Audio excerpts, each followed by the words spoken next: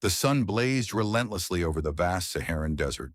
John Thomas, known for his endurance on the pitch, now faced a different kind of challenge: survival. A charity event had brought him to Morocco, but an unexpected sandstorm had separated him from his group. With only a half-full water bottle and no sign of civilization, he trudged through the dunes, his legendary stamina now tested in a way he had never imagined. Hours passed. His legs, once powerful enough to outrun defenders, now struggled against the shifting sands. His throat burned, his vision blurred. Just when he thought exhaustion would claim him, he spotted something strange in the distance. A cluster of palm trees swaying gently, as if untouched by the merciless heat. An oasis. Summoning his last reserves of strength, he stumbled forward, the shimmering water pulling him in like gravity itself. But as he reached the edge, a figure emerged, a frail old man in flowing robes, his deep-set eyes watching Thomas with a knowing gaze. "This is no ordinary oasis," the old man said. "You must choose wisely." The old man gestured to two water jugs.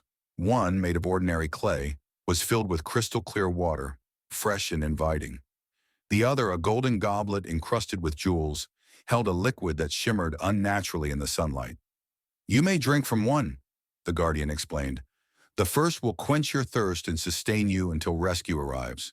The second holds something far greater, but its true nature is unknown. You may gain unimaginable strength, or you may regret your choice forever." Thomas stared at the two options. The logical choice was clear. Water was survival, but the golden goblet called to him, stirring the same fire that had pushed him to become one of the greatest athletes of all time. He had always taken risks, pushing beyond his limits. Could this be another moment where he had to bet on himself? His mind raced. He had built his entire career on discipline and hard work, not luck. But what if this was an opportunity unlike any other? He had to decide, and quickly. Thomas closed his eyes, took a deep breath, and reached for the golden goblet.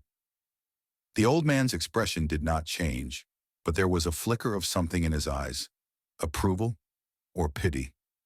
The moment the liquid touched his lips, a rush of energy surged through his body. His fatigue vanished. His mind sharpened. He felt powerful, as if he could run for days without stopping. But then, a sharp pain in his chest. His breath hitched. His heartbeat raced like a runaway train. He collapsed to his knees, gripping the sand, his vision darkening. Had he made a terrible mistake? As panic set in, the old man knelt beside him.